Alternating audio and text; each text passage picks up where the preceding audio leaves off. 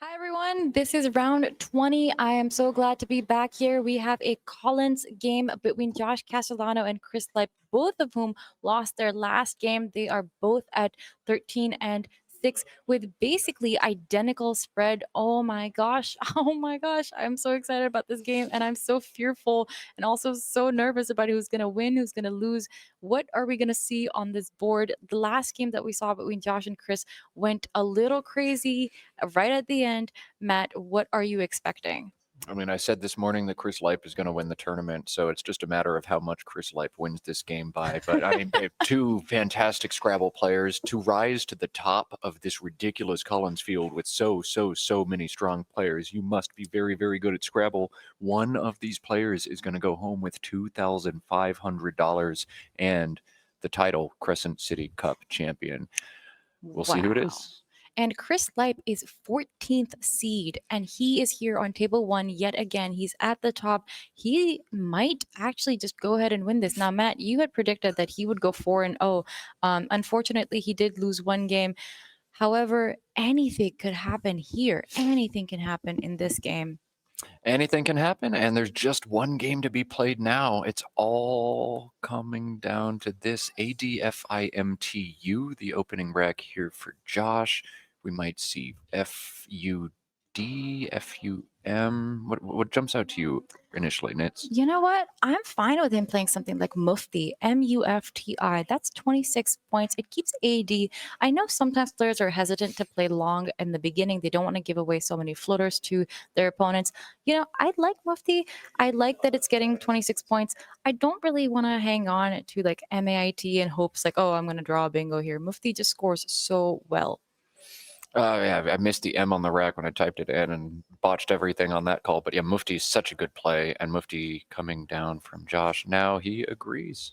One play in, precise Scrabble so far. Josh Castellano leads 26-0, but Oh my CEHLSST God. on Chris's rack. What do Gives you back see, a Nits? Yeah, bingo. it Oh does. my God. Tell This us. game is starting so fast. Now, Chris just needs to see slutches, Slutches.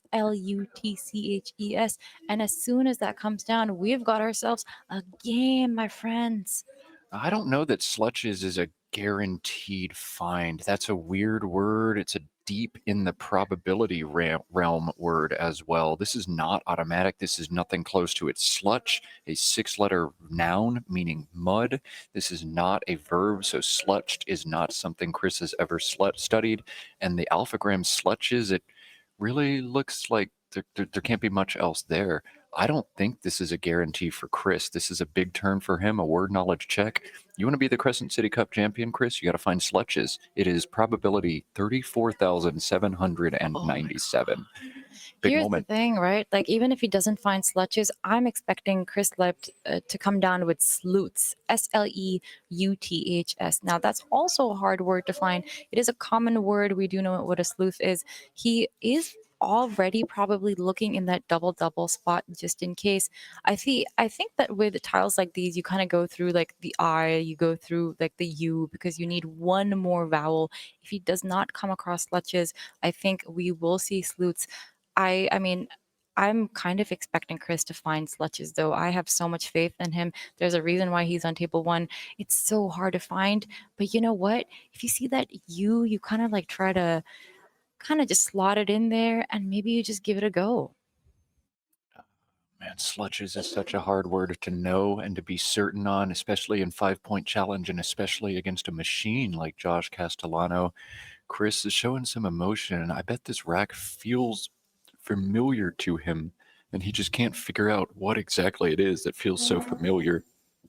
Oh, big turn. That's a good point. That's a good point. So he's looking at CHES. Maybe he's thinking he can play off those tiles for a few points. Something like MEX, MECHS. That scores 24 points. It keeps LST. Um, I understand why he'd want to play that. I'm a fan of, keeping that E if he can. So even if he just plays CH as he's identified now, CH for 17 points, making HM, that's fine with me. Like, I like it. If you're not going to find the bingo, like this is probably okay. Yeah, if you're not going to play the bingo, this is a reasonable option. ELSST is going to lead to bingos so often next turn. Sim says 73% to bingo next turn for Chris. So he misses the tough to spot slutches, forgoes the double double. And I think that's reasonable here. You just got to draw a Val or got to draw a bingo on this next turn. What's he got? Oh my There it god, oh my is. god. Look at what Josh has drawn though because of that CH. Now he can play Achoo. Oh my god, I hope he's gonna see that because that'd be an incredible play to see Uh, come down. There's something so satisfying about picking up an A and an O and an O and then actually getting 17 points for him, just dropping them on the board. That's sick. That's a I nice little know. wraparound. I don't know that it's correct. COOEE and OCH is another option he can consider, but a chew is really cute. Kui gives back a triple word. If you spot that, I think you have to pull the trigger on it, but that is a weird play to spot. Absolutely, absolutely. I look at that CH and I'm thinking maybe I start a word with CH. You know, I'm not thinking let me put a front hook and a back hook to that. I'm not really thinking that way. I like instead also Oleo, OLEO. What that does do is that it undoubles that E, throws out both the O's onto the board, gets rid of that L fine. It's 14 points, making Ohm, OHM. That's also an okay play here, I think. Oh man, yeah, lots of okay plays here, but you always want to try to make the best play here. Fishing off OE makes sense. Playing 5 tiles makes sense. Oh, he's got a D. I don't know why I said Kui. I don't know what I'm doing today. Get me some more water, please. Goodness. He's I got a D believe on in his you. rack. I really believe in you. And I think what Josh is probably thinking is, hey, Chris has played off 2 tiles. He's played off 2 tiles CH. That takes so many front hooks. What could he possibly have kept? What am I supposed to block here? What am I supposed to do here with the board so that I'm not giving my opponent back an easiest spot to bingo? So like if he does Olio, for example, he's making that double double available. If he does Achu, for example, he's not making that double double available instead, which, you know, tough find. So he's really got to consider what his opponent's going to set him up for. Oh man, a chew is so good. Oleo is a lot more human of a play. DOOLEE and ECH is a good play. There's a lot of good plays, but no great plays here for Josh. Curious what he chooses. And right on cue, he's going to pull the trigger on the high scoring DOOLEE. 26 points, nothing to sneeze at. Is he pressing the clock? There we go. There's a All little right. hesitation, but he does hit the clock. ECH has a mountain of front hooks. It takes E, H, L, M, P, S, T, and Y. The T hook is going to be the one that Chris Lipe capitalizes here as he's got a big play lined up. Oh my God. Oh my God. Do you see what he has for the U? Do you see that? Oh my God. It seems that Oh, Chris sick. Lipe has Setulose, Setulose, Setulose for 91 through those. Oh my God, those doubles. He's going to make act. What on earth is that? Etched. I don't think he's actually going to play that. He does have the double double for 91. It's tough to spot, and my brain just immediately goes to the left side of this board. I'm looking to cover those triple word Right. squares. So yeah, cellulose is really, really easy to miss for most players. I'm certain Chris knows that word. I don't even know if cellulose is right. It's only a 6-point delta between this play here of teloses versus cellulose, and this obstructs the triple word a lot more. This is Chris's choice. That's 85 fair. points for him. He's up 102 to 52. Josh with the fun rack, though. Trank plus an M and an S. See what he chooses to do here, but I think he's going to choose something fast. Korma, Probably. QORMA is 52 inch to play. His favorite food coming down in front of us right now. Love to see it. The first time I played korma with the K, I was playing a woman from India and she screamed, "I love korma," so loud that I thought I was hallucinating. It was in the middle of a game, in the middle of a loud tournament room. I played it for like 50 and then was just shaken awake after that. This one time I played chapatis and I was like, you know what? I really love chapatis. That's it's just it's basically another word for roti, ROTI. It's an unleavened bread that is eaten in India, basically as a staple food. I'm trying to figure out how to spell that, or if there's only one spelling. Multiple CHAPH. spellings. Okay, yeah, Yeah. that's what I Yeah, figured. yeah, yeah. That's the thing with a lot of Indian words. You see, you know, the A, and you think it's pronounced like an ah sound, but it's pronounced as a u sound, sound. That's why you can spell a lot of these words with a u. So like the butta, it's like that. Yeah, yeah, that makes a lot of sense. Chapati's got to be a pretty deep in the lexicon, probability-wise bingo too. That's satisfying. All right, let's focus on this game. That's our job. EGILNYZ is Chris's post bingo draw. The Z is going to give him lots of ways to score. He's got YEZ for 40 or for 41 beneath Korma, either taking the double underlap or taking just a singular one. I don't think we're going to see anything except one of those two plays, though, right, Nits? I think you're absolutely right here. There's no reason for him not to play yes here. I mean, unless he says, I want to play lazy. I want to set up the G for glazy, but I don't know if he needs to. That ing, that's such a good leave. He's probably not gonna try and start bingos with a G. I think yes is 41 points. Lazy is only 32. Go ahead, get those points, and move on. I really want Chris to play fast here. I really want him to keep a good leave. Yeah, I'm wondering what the pause is here. If he's just trying to figure out which yes he wants to optimize, I would play it with the two underlaps, MY and AE. It's just really defensive there in a way that it isn't in the other spot. LING is a great leave. Yeah. Oh He's sliding it wow, over. This is a little more interesting. aggressive, but this Sims, despite scoring one less than the placement one tile over, this Sims 7 points behind. I'm wondering what Wow. Chris is thinking, but he must have some kind of gut call. Maybe he's just trying to keep this board as open as possible for the bingo he thinks he's about to draw. And Oh, what's a tile?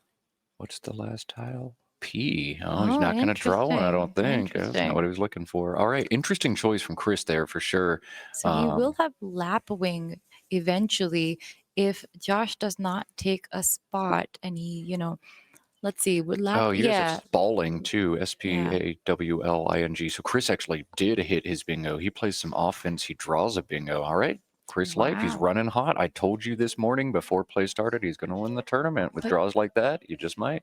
here's the thing, right? Like if butanes comes down, making muftis, which it should because it's so defensive, then what is He's going to oh, play he's still spalling. gonna play Spalling. Yeah, yeah, yeah. Still Yeah. 82. My bad. Forgot about that S over there. And so Josh has to choose between butanes or its anagram, Sunbeat. Sunbeat plays down from Muftis and just opens a lot of space you don't want to. So this clearly Josh's optimal bingo. He's not wasting any more time. He knows the set. Fantastic. He knows the word. Go ahead and hit that clock. Josh pulls ahead 176 to 142. But we'll see. Chris Not with for another long. word knowledge check. SPAWLING. His only playable bingo on this turn. He's totally gonna find it. He's totally gonna find this. Yeah, I mean, PAWL is a four you see all the time. The front S has to come up all the time. The big question is, do you know that it's a verb? Oh, that's a good question. See, Josh Castellano, one of the players who's actually started memorizing what words mean so that he can remember their inflections. He can remember, oh, is this a word that's going to take ED, ER, EST, ING? And I think that has helped a lot of players in the past who have expressed that, three-letter words, four-letter words, they're so short, it's hard to keep them in your head. Once you know what they mean, you're able to create more connections in your head. You're able to think about them in a greater context and you're able to save them in your head. And I think that's actually pretty good advice for people who are having a hard time with threes and fours sometimes. Yeah, when Josh won the SPC and I interviewed him, that was the first thing he said. The key to my success has been I decided to learn the definitions. And every top expert will tell newcomers to the game, don't learn the definitions. They'll make you crazy. You don't need to know what it means. But Josh said otherwise. Josh won a nationals, and the more I thought about it, I thought about it for months.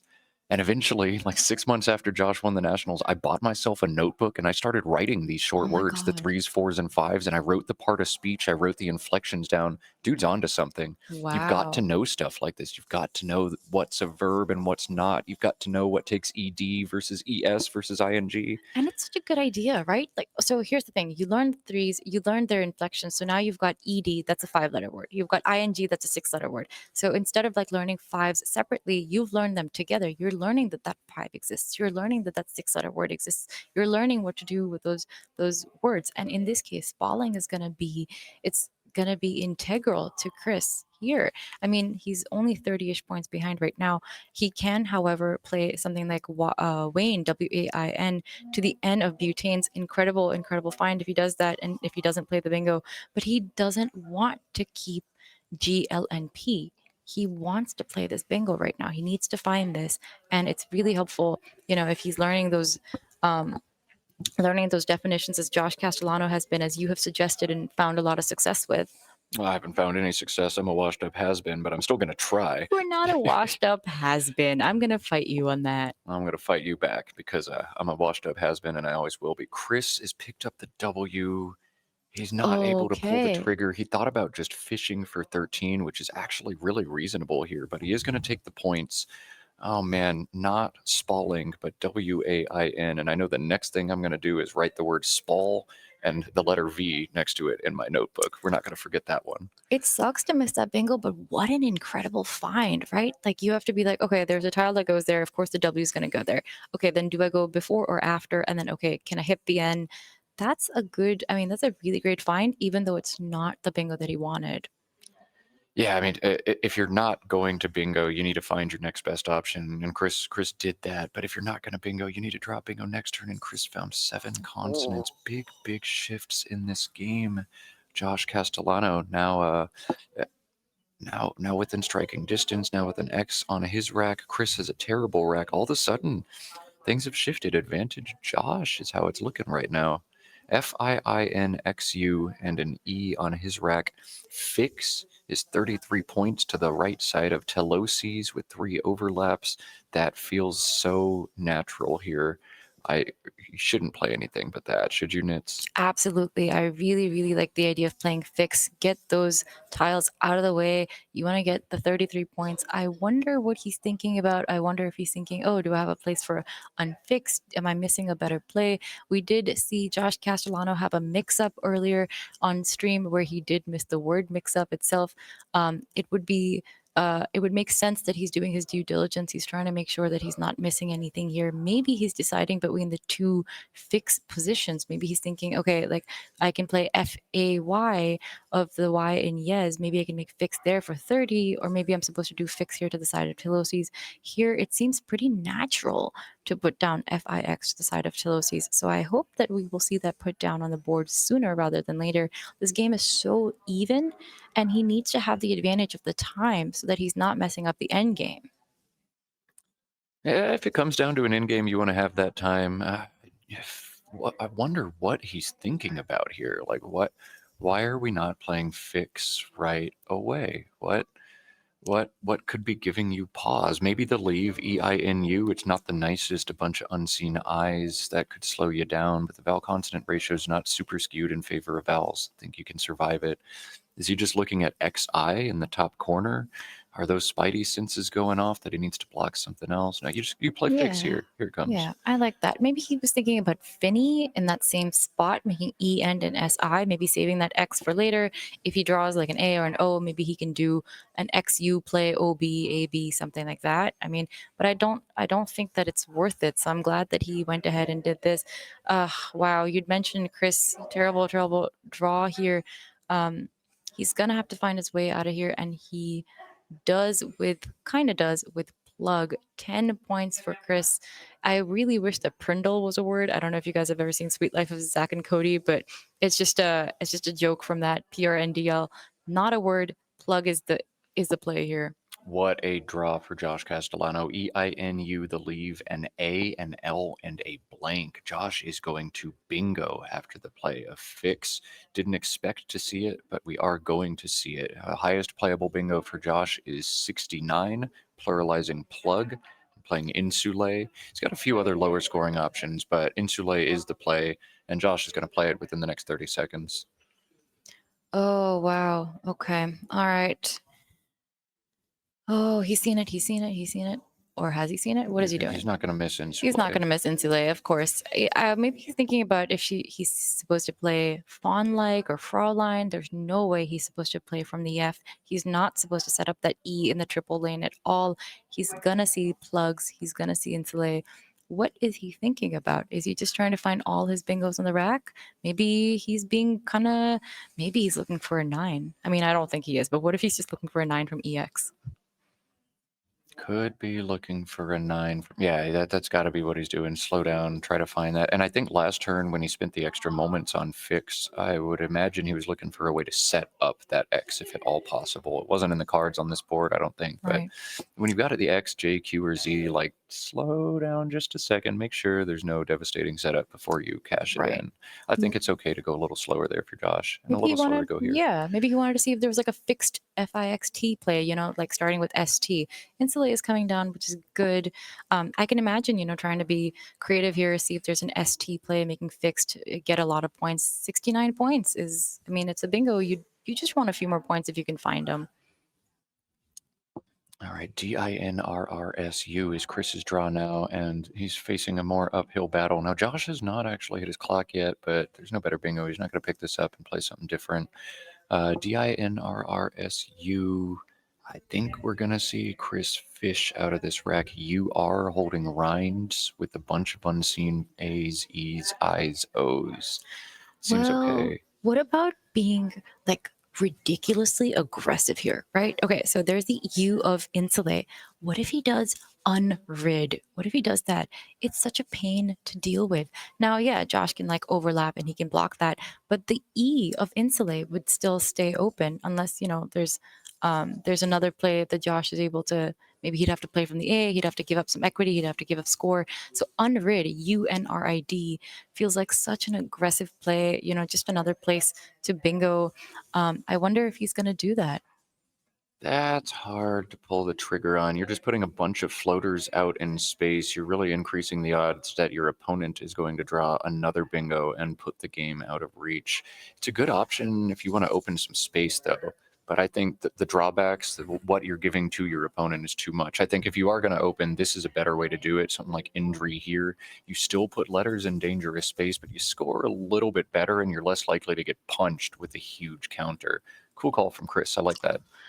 And yeah, I mean, this is definitely a good play. I like having the floaters as opposed to trying to force myself to play from an R, forcing myself to play from an I. It can be kind of difficult. Also depends on, how comfortable you're feeling with these tiles. He has taken out the tiles that he needed to of this rack that was important. On to Josh, who's drawn into the other blank. Oh my gosh, he's gonna get 2 blank bingos in 2 turns. He's gonna run away with this game. Right now he's only about 60ish points ahead, with Darain coming down, Darrayn or Darrin, both for 71 points. He is looking good. A great post bingo draw. If you bingo with one blank, you'd always love to go in and draw the second blank and draw a bingo as well. There are 4 bingos, 4 sevens in this rack. Each of them is CSW only, and the hooks are very important to point out. FARRAND, one of the playable words, takes no hooks at all. It is an adjective, alternate spelling of FARAND. That should probably be the play with the big lead. There's DARRAIN. That takes 2 back hooks, an E and an S. No way you want to play that. DARRAYN only takes an S, and WARRAND only takes an S. But you want to play the word that takes no hooks, or you're going to score 1 extra point by playing Warrant here. Good for him. He gets, I believe, 69 points for Warren. And Salari on Chris Lipe's rack, he has seen it. Just a tough time right now because I don't believe that it's going to play on this board. Oh man. All right. Yeah. AAIORSU is not going to lead to anything productive on this turn for Chris. You'd love to play Sauri, SAOUARI. It was blocked by your opponent's bingo. I still don't have the term I'm looking for when that happens. Your bingo gets blocked by a bingo, but that just happened to Chris. And I think he realizes this is basically game. He's going to throw 5 more points at it. My bingo is blocked by yours. I'm sunk. I challenge, but I'm just frustrated. Right, right. It'd be really funny if that blank was an F though. But no, that is a W and it is going to come back valid. Plus 5 points for Josh here and Chris to do something with this rack. Those A's, that U is really, really hindering him. He just needs to get those two out of the way, those three tiles out of the way if he can. Not a lot of points to be gotten from this rack right now. Not a lot of points when you've got all vowels, and man, big deficit all of a sudden for Chris. This one spiraled quickly. The Insulae to War End, back-to-back bingos. Both blanks are gone now. My lead is gone now. That just a gut punch for Chris, but he'll do what he can to try to catch back up into this game. I'm not seeing great strings for him, but you got to play off some of these vowels. You got to decide as well if you want to open the board or not. If you don't, you can play AURA through the R in Korma. That's a nice play, 17 points. If you do want to open the board, just kind of throw vowels into whatever space you feel like throwing vowels into. I don't know what Chris is going to try here, but everything's Hail Mary at this point. Yeah, yeah. So one of the Hail Marys that he could try for, and this is probably not going to work because this is so aggressive and it's going to get blocked, is playing AUA from the D of Warned. So making DA, AUA, and knowing that you have that S, knowing that you can do AWAs, there's no S's out, there's no blanks out. You're the only one who can play AWAs, and you can just hope that it doesn't get blanked, that it doesn't get blocked. Now, we know that there's no way Josh is going to let that sit, but it is a Hail Mary when your winning percent is less than 1% right now. That is just, I mean, I'd love to see Aura come down, leave that Warrened S hook open, but what do you do? What do you even do?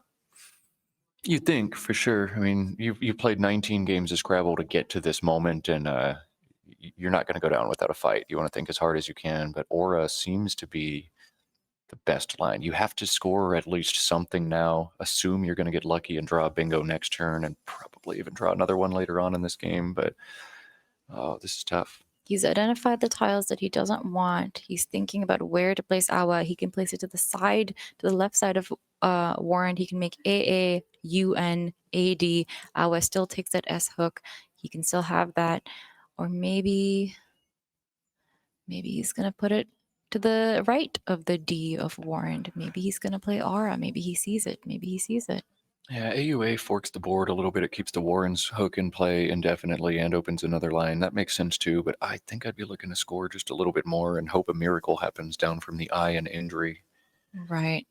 There is also a kind of interesting spot. I don't know if this is the best one, but through the B and N of Insulae, he could do Abuna, ABUNA. That would be kind of cool. That makes AL and UG. Awa coming here. I understand why he's doing that. Tough play, 15 points. All right, and Josh is at a post bingo draw that is way less or way worse than his last post bingo draw. TTOOVWY, the pull for him here. He needs to start thinking about, am I going to play defense or am I just going to try to score as many points as I can and win the game this way? I actually think this is a situation where you don't even consider defense. You just try to win the game. You score a bunch. You try to avoid the worst case scenarios.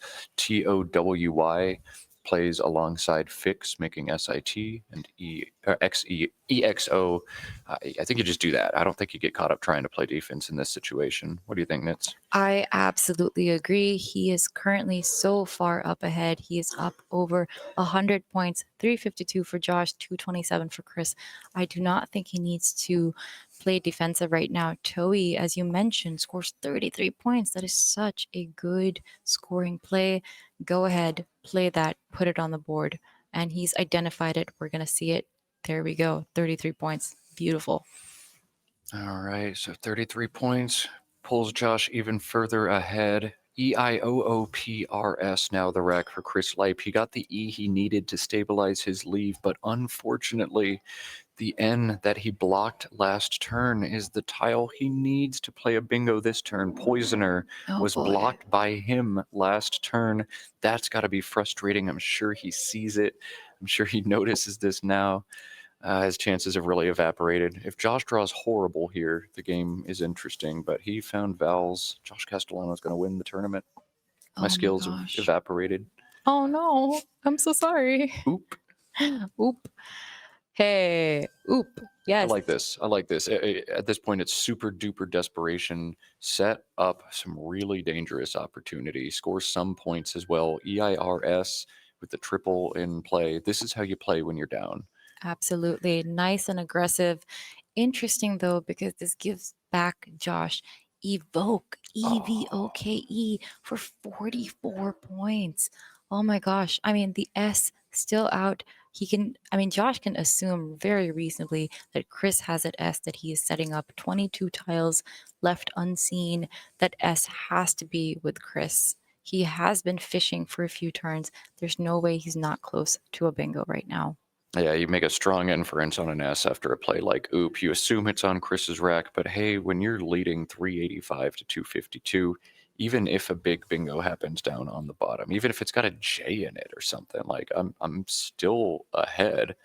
So I still think I don't even think about blocking. Evoke is awesome. Just take equity, score Right. a bunch of points. If I get to 470, I'm not losing. Right. Exactly. You want those 44 points, even if a bingo comes down with a D, starting with an R, starting with an S, all of these, which are back hooks for evoke, evoked, evoker, evokes. Even if these words come down, it doesn't matter because he's so far up ahead. He's keeping up that scoring. Evoke set up on his rack. Evoke is probably going to push him over the boundary he needs to win this tournament. I don't think Chris is going to make it to 400 the way he's drawn this game. Evoke is probably just about game over. A VOE he's got set up now. Oh, I'll pick one of the plays. It's not too much drama.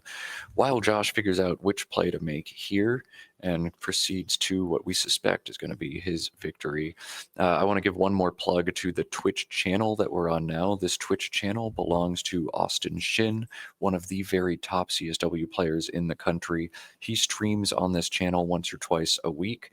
So if you're into Twitch culture at all, you're probably already subscribed. If you're not, if you're just jumping over to Twitch, consider hitting that subscribe button. Help Austin out. Check out his stream when it does come live and get more information there. Plenty of other Scrabble that you can watch on the internet as well. We've got some other streamers here in the chat. Let you identify yourselves if you choose to. There comes Evoke from Josh.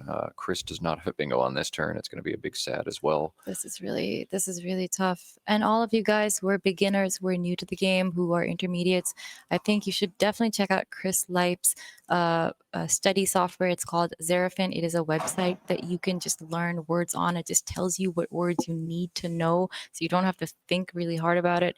If you are a beginner and an intermediate who wants to get better, go ahead, start playing games on studykade.com. Just join our twitch.tv stream StudyCade. We are running 24/7 just so that you guys feel comfortable enough coming to tournaments like this, playing against experts, playing against other people.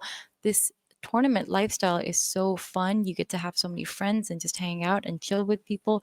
This is where you want to be, I think. So come join us, come learn your words, come be a part of this family, really. Yeah, man, if you're ever on the fence about like, I think I might have fun playing Scrabble, but I'm not sure. I don't know if I'll have fun, but it kind of tickles my brain in a certain way. Like, just show up. I promise you will have fun. You don't have to get run over by players like Josh Castellano and Chris Lipe, who barely ever miss bingos and stuff. Like, just jump in, start in the beginner division, see how far it takes you.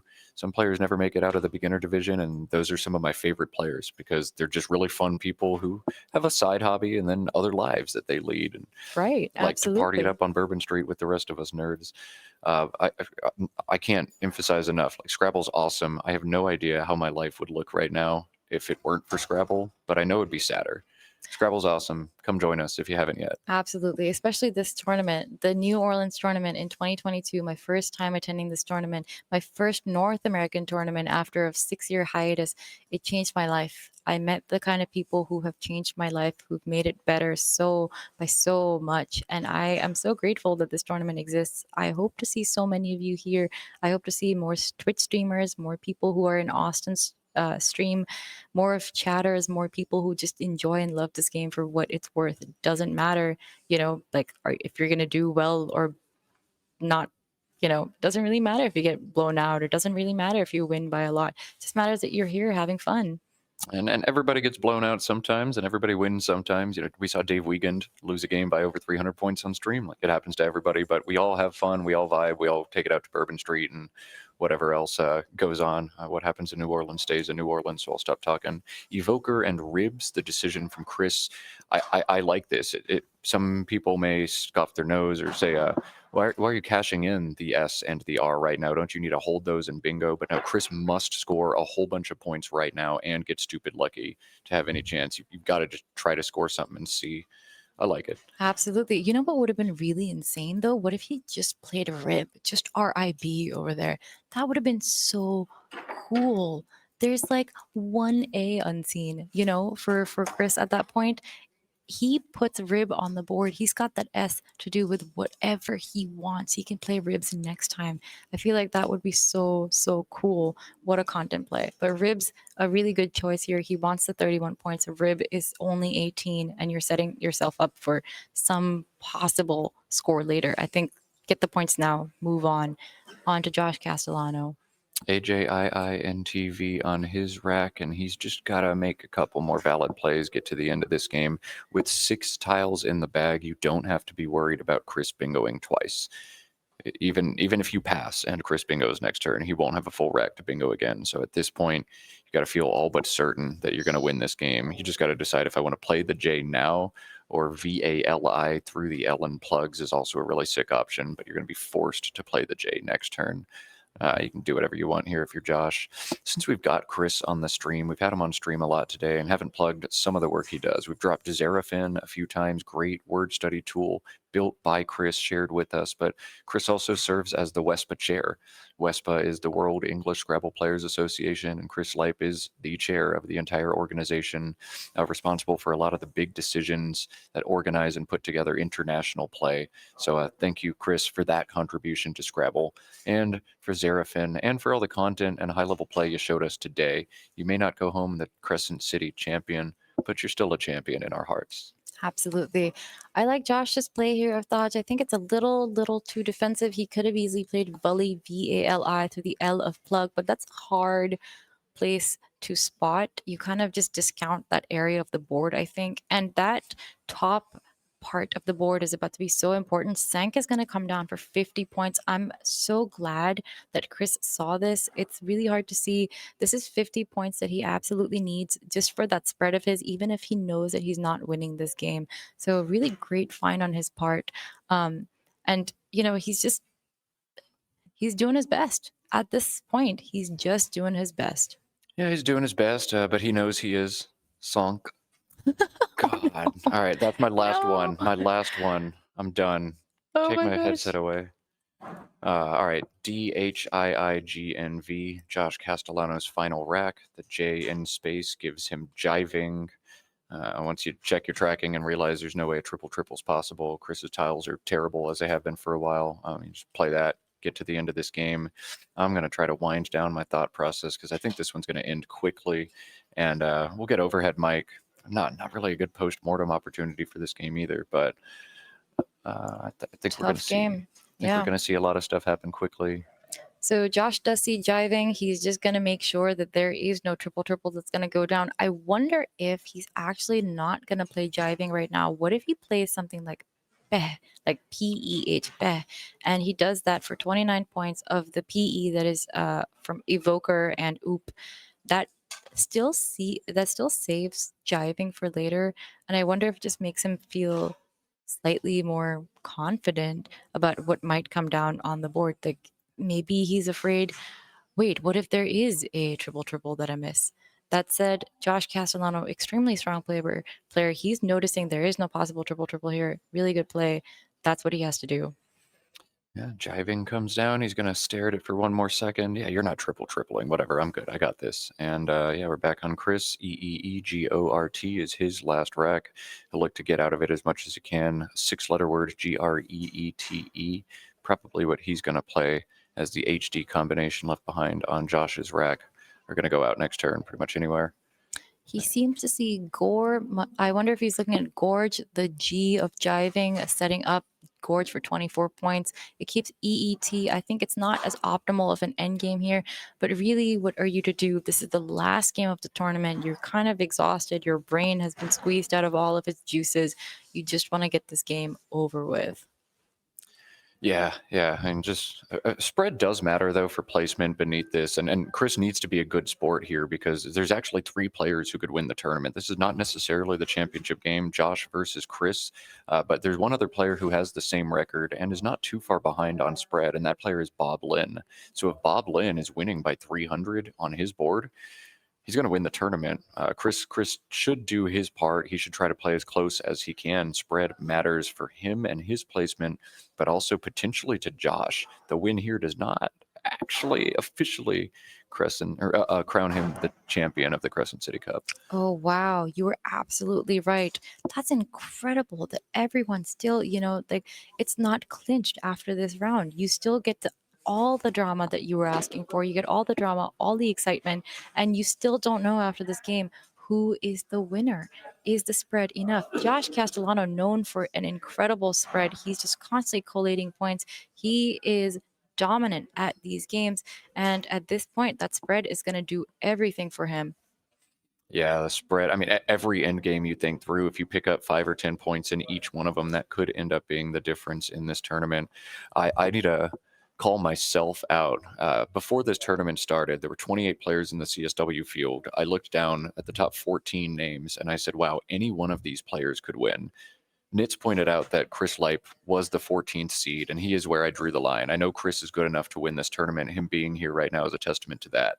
Bob Lynn did not make my list, and it seems I made a mistake because Bob Lynn could also win this tournament mathematically right now. So not 14, but 15 extremely strong Collins players who could win this field out of just 28. It's awesome how good everybody has become. Not just beautiful. I mean, and also thank you to Bob Lynn for the new to call in sponsorships that he has offered. There have been so many players who've been able to make it to this tournament because of him. But on to the post mortem. Let's see what they're thinking, you guys. Yeah, let's cut to that mic.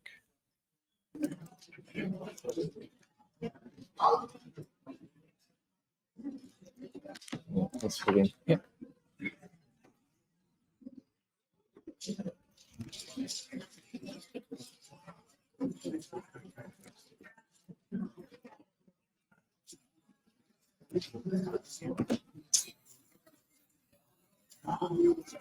Yeah, that looked tough. Yeah, I chickened up spalling. Of what? Spalling. Falling. Wing turn. Oh, yeah. 2 spots for lap wings.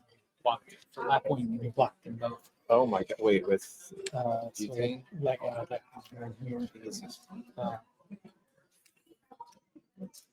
I'm sorry, that sucks. I looked it up earlier this tournament and I thought I remembered it wasn't good.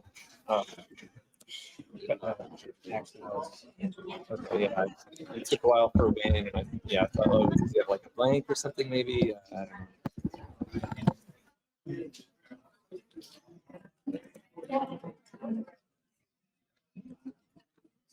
513 is 357.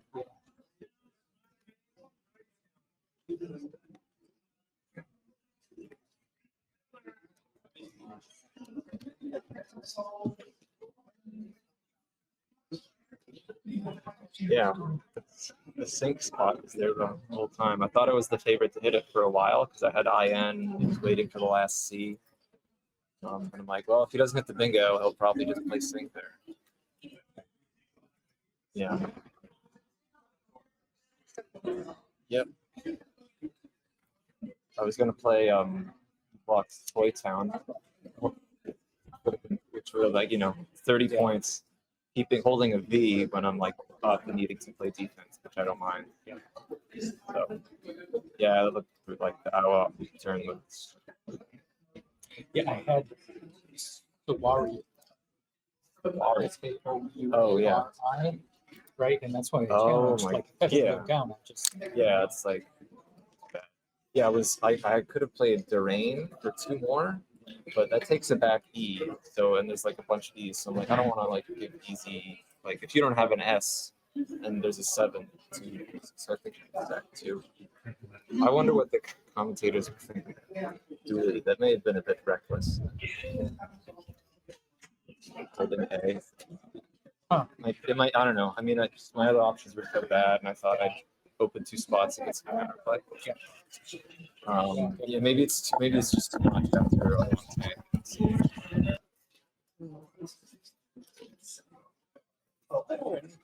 Yeah. Spotlight. Spotlight. That means like split fragment.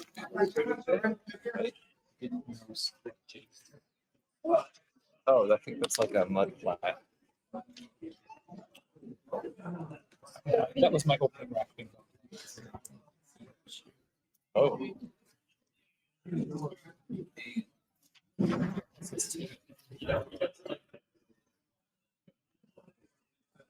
I guess if Bob beats Dave by like 400, Yeah. he's got it.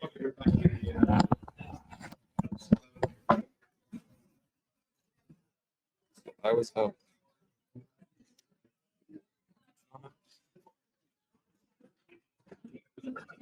126. Yeah, falling was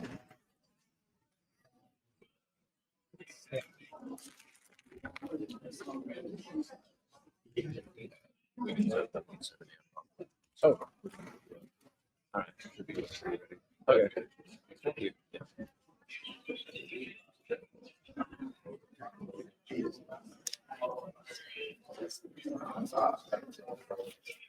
Well, butanes as a double would have hurt, so save something like that, I guess. And hey, new word. Yeah. Notable. All right. Yeah, I played this against Terry in Albany. I think it just means to warrant another spell.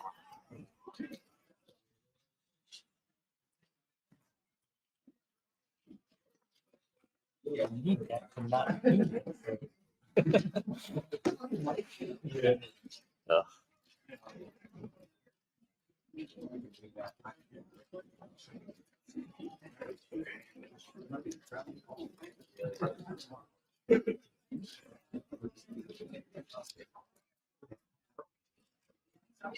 So where do you finish?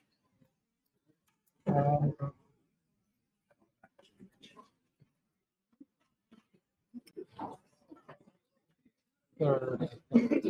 I checked over on board too. Date weekend is up on Bob Lynn, so Bob is not going to get the 400-point victory he needs to steal this tournament. Josh is your champion. Josh is coming out for a victor interview in just a moment. I am going to say my quick goodbyes, and I'll see the headset to Josh, where he'll get a victory interview with the great Nits Chagti. But before I say goodbye, thanks to everybody, all of you for being here. Thanks to you, Nits, for joining me on commentary. Thanks again to all the people who put this event together. Thanks to everybody who hung out in chat, kept us accountable, stopped me from going completely unhinged with my dad jokes. Thank you. Thank you. Thank you. Great weekend. And come out to Crescent City Cup next year, or at least tune in for sure. With that, I'm going to take off the headset. I'm going to say goodbye to all of y'all. And Nits, we're going to get you, Josh Castellano, our CSW champion. Josh. All right. Hello, everyone. Hi, Nits. Hello. Hey, congratulations. Thank you. Thank How are you. you feeling? I'm feeling pretty good. Well, I'm, more relieved, I guess, than anything. More relieved than anything. Feel like I probably played, all right. I feel like, hopefully I redeemed myself somewhat from the weekend game that I played on stream, which was kind of a train wreck. That was a bit tough. I mean, you did really well on time on this one. I know sometimes you struggle with that for your end Yes, games. that's one of my biggest problems for sure. So, okay, tell us one, how you're Mhm. feeling, and two, what you think your play of the game was. Yeah, I guess I'm feeling pretty happy, feeling pretty great about that. I think mostly relieved. That's probably, if I had to choose one, that'll be it. That I didn't like. I'm about to find out, I guess. I don't think I made any huge blunders. But yeah, I guess that's what I'd be. That's what I describe myself And as. play of the game? Let's see. Okay, I'll go down. Mufti, standard. Dooley, maybe. Korma, that's standard. I think Butanes is fine. Fix is fine. Orin, Tau, Evoke, Taj, Jiving. So I guess I'd say Dooley was like the most interesting choice there. It might be too aggressive after a long tank and then a 2-tile play. But I thought my other options were just much worse. and that at least if he bingos, there's 2 spots, so I get some counterplay on like the A1 down, or if yeah, something like that. I mean, I guess like during the game I realized like Ocelot was like 1 tile off from like a 6 tile overlap. That would have been like pretty devastating. So fortunately, he didn't overlap 6 tiles, and I got pretty lucky with Korma to take the lead actually after that. Do you want to know something really cool about the dually play? Yeah. You could play Achu. Oh wow, Achu. Isn't that awesome? That keeps DEEL. Oh, and it kind of sets up my D a little bit. Oh, that's really cool. That's interesting. Isn't that awesome? That probably seemed a little better, right? Yes. Yeah. Yes. So we saw you take quite a bit of time on the fix move. We were like, okay, well, you see fix, Yeah. you kind of played. What were you thinking about? What did you want to do instead? I was wasting time. There was like fix, so I was considering playing XI and ID up there at A1. I was considering playing fix making Fey, which doesn't make sense because the fix down here just scores more. I guess I was thinking because I was thinking of the sync spot and that seems dangerous. Should I worry about that? But I think I'm holding, when I play fix, I'm holding IN. I think I'm the favorite, or I'm probably the favorite to hit that first if I'm already holding IN. So I should have just played fix. That seems standard. It's like plays like those where I take too much time and then I get in trouble in the end games. I should have probably just played it much quicker than I did. So a lot of nitty gritty analysis here of the game itself, but zooming out, what do you think contributes to your success at tournaments? You have been like just blazing through tournaments, winning so many. Oh, thank you. And I mean, last year, didn't you just come second after winning like 9 or 11 games in a row or something? Yeah, it was insane a like that? very fortunate win streak to get to second after starting like 2-5 or something. So what is the secret sauce? What are you doing, and what can people do to copy you? Well, I mean, the answer I usually give is like I study the words, I guess. I don't know. The words are really, really important. There's all this. There's a lot of talk about strategic analysis and end games, but usually like your game losing mistakes, your game changing like plays are because you just didn't see a bingo or you played a phony. So just working on those, I guess, is like the main thing. And then with time, when you play a lot of tournaments, when you speak to a lot of other players, you'll pick up a lot of different. You'll sort of figure out how to play through osmosis. But I think for the dedicated, focused time that you want to spend on getting better at Scrabble, I'd definitely say, yeah, you got to study the words. I love that that is where you are at. So tell us a little bit more about the studying itself. What should our players be doing? What should these beginners and intermediates be doing? What do you do that is different? What sets you apart? Oh, I guess probably like the most different thing I do is I don't study by probability too much, which isn't too uncommon for a lot of players near the top. They tend to study everything, but I haven't studied by a particular set of probable words in many years. So I have just this one huge quiz of all the words with 3 anagrams or less, and I separate those from the words with many anagrams because when I do my studying on the treadmill, I like to just breeze through it, and I don't want to be stopped by retinas or pairs or something like that. So I separate out the many anagram words from the pure anagram words, and do those on a so I can go through them faster. Is the main thing. And then also, of course, definitions. I feel like I've mentioned that before in some similar interview. But I study definitions just to bring myself from that 95, 99% to 100%. Because people might think it's good enough, but and Matt Tunnicliffe has said this to me, and I realized it's very true. There's a huge, huge difference between being 99% sure and being 100% sure. So a lot of the definition studying helps me get the weird conjugations for a lot of words, and it also just brings me to 100% for a lot of words that I should know, but maybe not completely certain of. I love that you brought up the treadmill. So is there a physical aspect to getting ready for the tournaments, your preparation? Is there something to be said about the stamina that you need for the tournaments and you need to be physically prepared? No, I think that is given a little too much attention or credence. I do it on the treadmill because I just find it's easier to study for longer periods of time. If I had to just sit at my desk, like, clicking away at Zizva, there's no way I could do it for, more than an hour or something. So I find the walking makes it really easy for me to just keep going. I'm much less distracted and I can just study way more words. That I feel like is the really important aspect of it. Whatever allows you to sort of bear or handle or maybe even enjoy studying for more is something you should definitely like try and set yourself up for. You have to make studying and learning the words as easy as possible.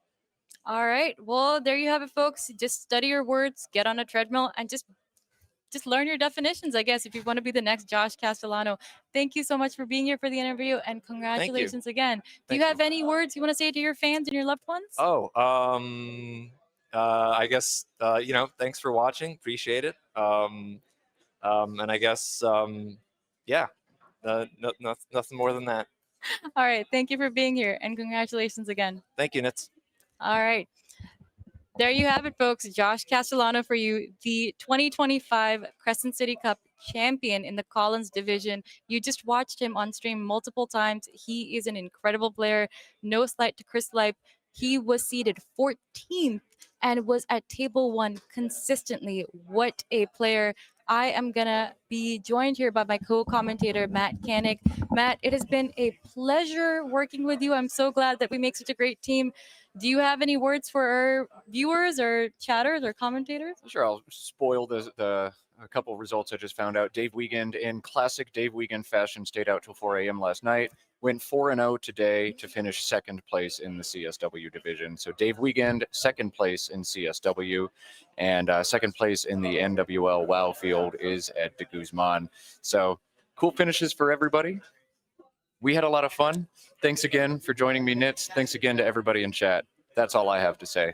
I hope you guys will return for the St. Louis Word Cup that will be streamed in August. We are going to be back with Christian and Andrew at the production team. They are going to take us through all this awesomeness. The commentary awesomeness is going to continue, so don't go anywhere. We will be back with even more content in just a few months. Tons of Scrabble on the internet. You can find it here on Austin's channel. You can find it elsewhere as well. We'll see you from Word Cup, if not sooner. Adios. Stay safe, stay warm, and be good. We'll start with CSW White, and I have to read off 2 different pages at once. Do this.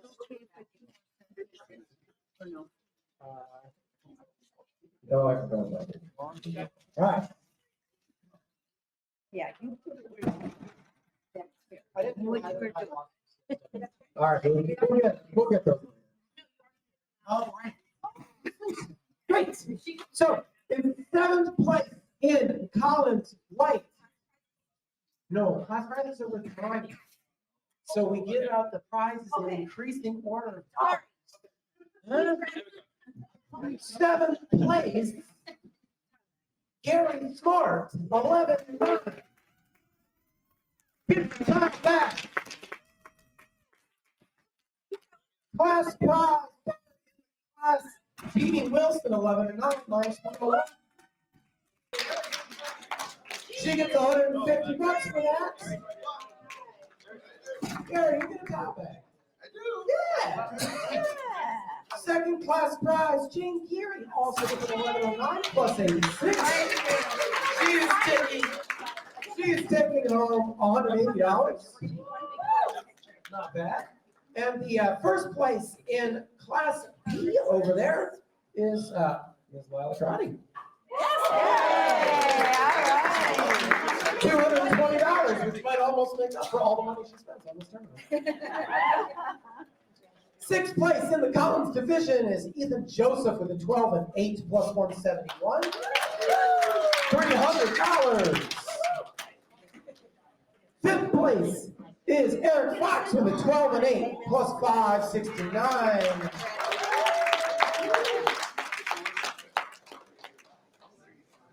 Kids, let me try to read this correctly. Oh shit, I think I messed up. I might be a whole order off. Everybody might be off by 1. Because you just handed out which number? 5th place. Yeah, totally. Oh, fifth place, good. Fourth place, Terry Kang with a 13 and 7. Oh, 733. Getting $400. Third place, Emmanuel Efele with a 14 and 6 plus 974, getting $500. Second place, Ayodunde Anayeti, 15 and 5 plus 950. Getting $750. And in first place, Mr. Crescent with 15 and 5 plus 1159. Taking $1,000 home. Squish in, people. Hold up your papers so we can see what you want. Unless you don't have a paper. There we go. We'll do what we can. Oh, I just spotted somebody. All right, it's the Wowzers coming up next. Wowzers Light.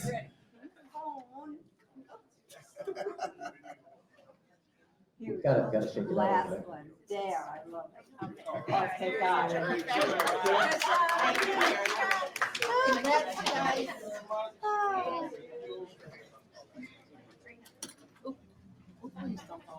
I think that is all. I still don't know. Oh, 6th place. That's really. I read 6th and 7th. That's what I'm mumbling to myself. Don't mind me. We're gonna mumble over here. All right, team. Woo! So, Wowzers Light, high loss. We're giving out $10 apparently. 20. It says 10. I've left myself a note that says 10. We are giving that to Marlena Tremont. With her 441. Division 1 high, or Division L high win is also $20. Mr. Gregory Kendall with a 592.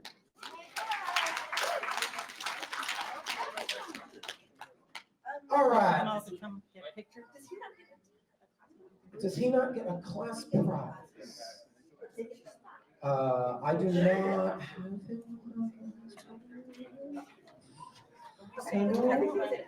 He may have been in it, but I don't think he was in it. All right, so we are moving on to some class prizes. We have 4 different classes hiding out in the Wowzer division. And so the Team B, or Team D, Team D class prize, Joseph Kaiser, with a 10 and 10 plus 7, with $150.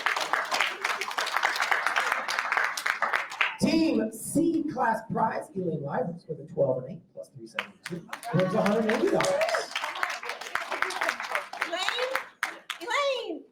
Elaine.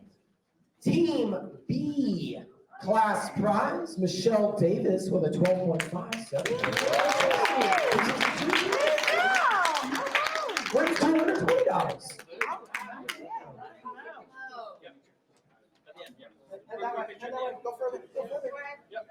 All right. 6th place. 7th place was that was, oh, yo, sorry, didn't get that out. 7th place, Yoli Ushri with a 12.5, 7.5. Cow bag. There's so many lines. 6th place, winning $300, Alexander Rivar with 13 and 7.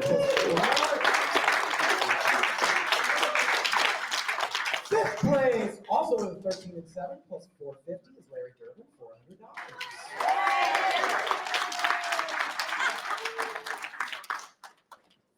4th place is Amiga Gary McMichael with a 13 and 7. That's good for $500.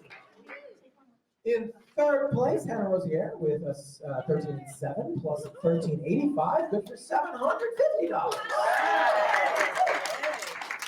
In 2nd place, just half a little better, Sally Scalzo with $1,000. 13.5 record plus 344, and winning $1,250 is Peter Hopkins. I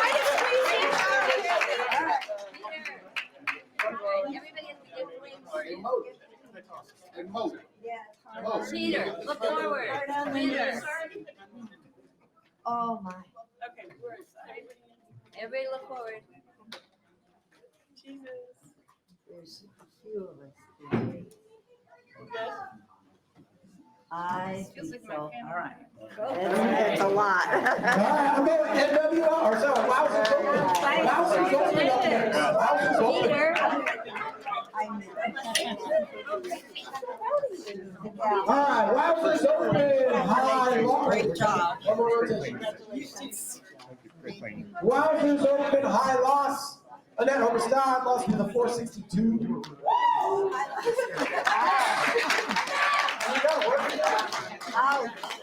High win was Joe Adley with a 614. He left.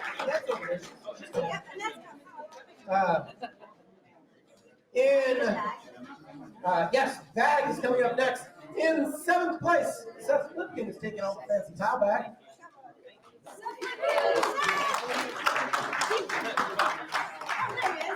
We have 4 different classes in WOW Open as well. So winning the Class D competition is Mr. Steven Napoli with an 11 and 9, minus 187, taking home $150.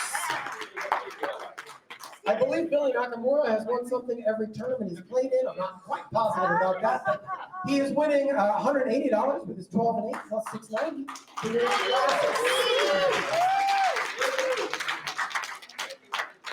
And Chloe Fatsis is winning Class B with a 12 and 8 plus 393. $220.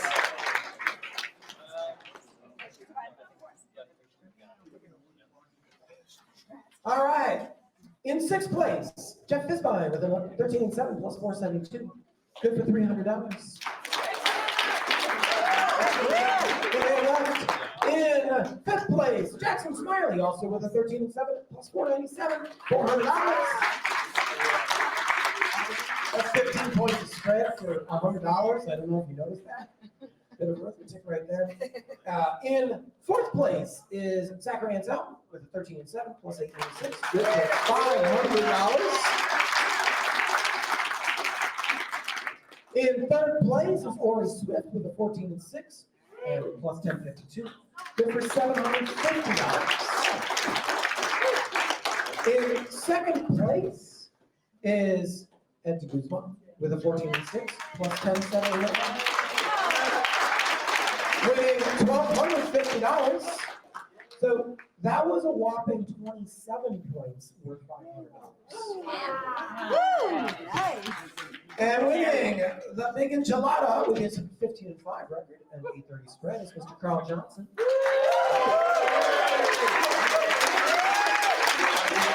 It's a lot of enchiladas because $2,500 buys a lot of enchiladas.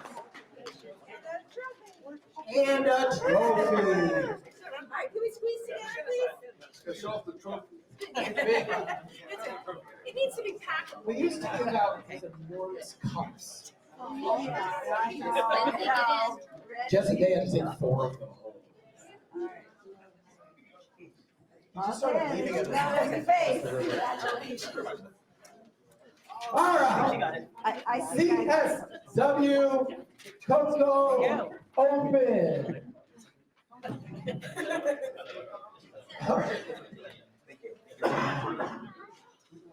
All right, 6th place is a tile bag. Mr. Coco, who just left because he's like, I don't want that tile bag. Evans Clinty with a 12 and 8 plus 594. 6th place, boss. Yeah, totally. Woo! All right, we do have Class B prizes to give out over in Coco Open. And Puneet Sharma is winning with an 11 and 9 minus 361. He's winning $150 for 3rd place in his class. This is open. Class prize. I'm so. Great. Sorry, I don't have a sign for Class it. That's prize? why. Congratulations, Pete. Minor panic. Class prize is Cooper Komatsu with an 11 and 9. Second place in the class with $180. Class prize number 1 is Dean Sullivan with an 11 and 9 plus 442. Yeah. Vancouver's a long way away. I don't have a sign. No, I don't have something yet.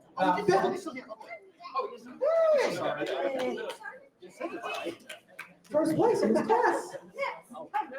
Let's get over there. $220. Fifth place in Coco Open. Ben Schomburg, 13 and 7 plus 376.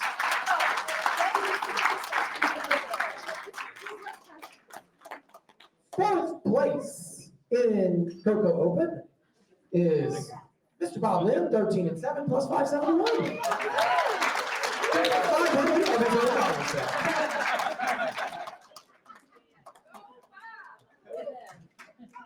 Third place in Coco Open is Chris Lipe with a 13 and 7 plus 702. $750. Second place in that Coco Open is Dave Weekend with a 13 and 7, 846. Dave for $1,000. And $2,500 and a trophy. Oh, yeah. A big trophy it is. It's Josh Castellano with a 14 and 6 plus 954.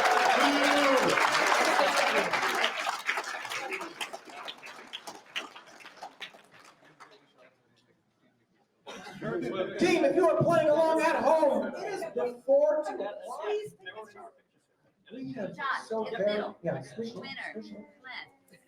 we have very much enjoyed having you here. We hope that you have enjoyed a lovely weekend playing Scrabble.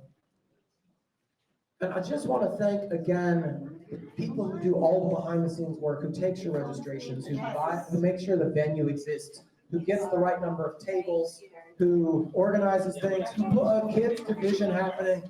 Can we thank Lindsay and Austin, please?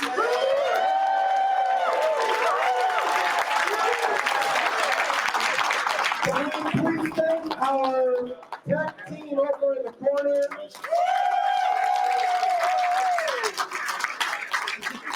We have the same 2 commentators doing 20 games in a row. Wow.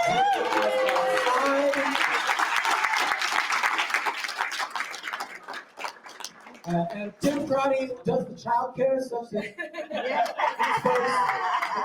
And Tim and Kate coming to town directing this whole thing.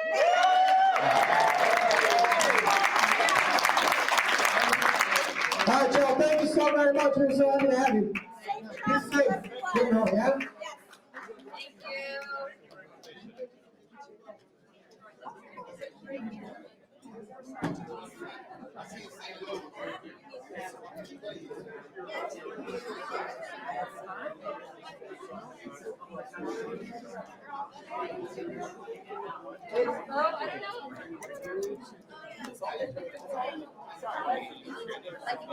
Thank you.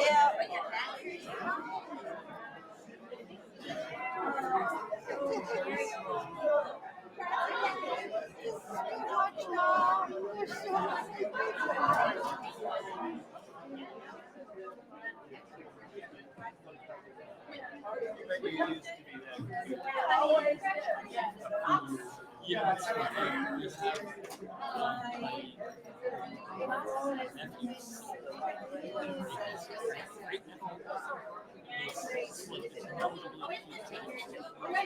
Quick one.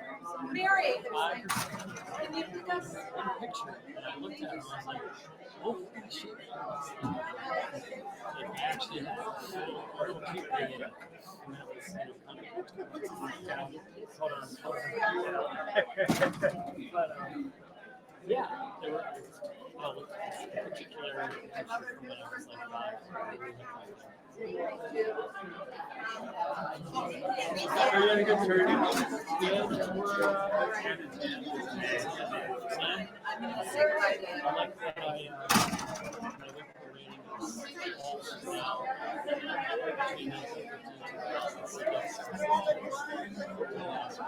Well, I'm still 1995 in NASCAR. That's what will come from not playing in NASCAR for 12 years or something like that. Someday I'll give those rating points to some lucky NASCAR members. Yes, please. So this is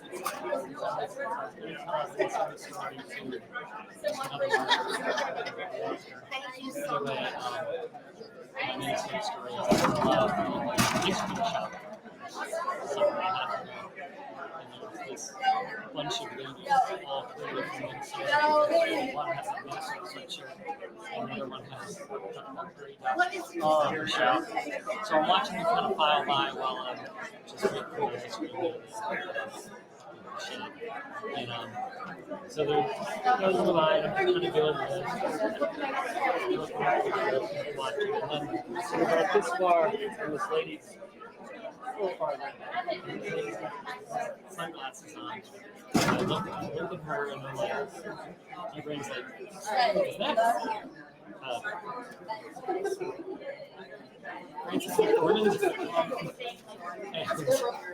My brain was like it suddenly kicked into like, is that her or does she look like her? And I was like, oh my god, that's actually her. And then I have to like avert my eyes.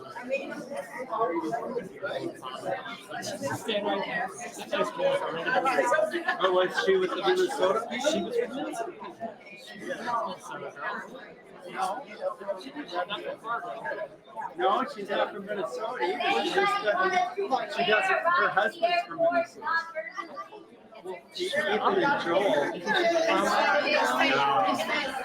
I would go with that. I think she's an East Coast girl, I guess. She's still at Midwest. She just really, one of her Oscars is doing a Minnesota accent, so it just seems, must be her.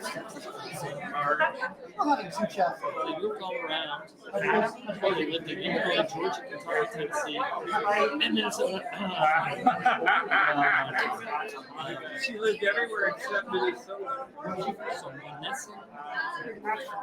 She was really a monthly entry. Nits. Yeah, I do that.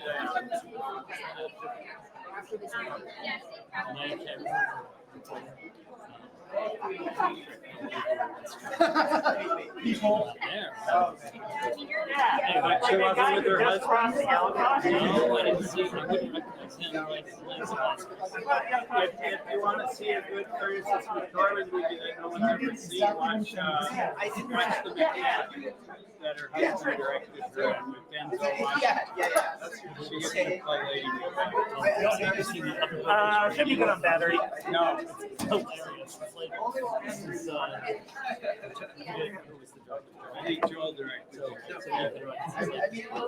Joel Cohen's the first independent movie.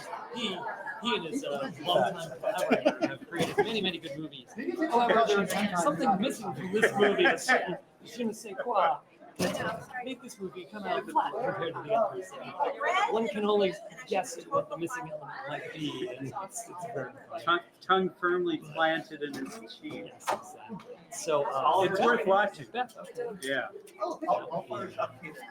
It's shot with kind of a theatrical style, so even if you're not into the story, You want to get a it's picture? fun to see how he shot it.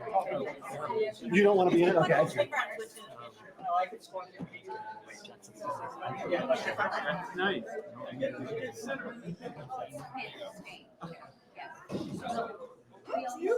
When you heading back? It's going to be tomorrow morning early, and now it's Take one more. If it holds up. I'm gonna congratulations, that's awesome. All right, you guys seeing yet? Thursday. Yeah, I'm on the train and they canceled Tuesday and Wednesday. Yeah. I don't want to Yeah, so I figure there's worse things in the world than being stuck in a nice hotel for a couple of days. You met Jack Rushmore? You probably have. He's the chair of the Columbia Film Department.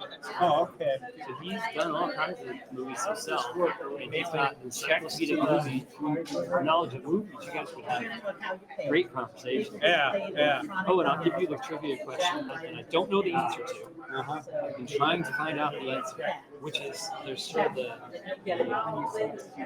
meme of a character